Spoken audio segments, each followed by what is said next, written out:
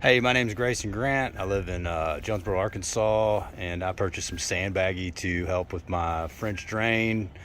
I needed some landscape fabric, and I saw it online. Ad was good, and so far the material's been really easy to work with, easy to cut, very difficult to tear. So it's been quality stuff, and it really lets a lot of water through, but it doesn't let any material through.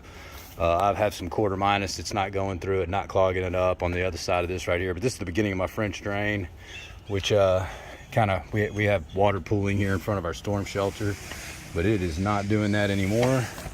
Right here we're going to build a small retaining wall. I've got some quarter minus there that has not slid through my Sandbaggy product. Been really good. Unfortunately for me, I had to go underneath the deck and trench that out on my back. And then to finish up over here, we've got this line of gravel right here is the rest of my French drain. It goes out to the front, and it will continue out to the front yard and out to the street. Thanks a lot. I really enjoyed the product.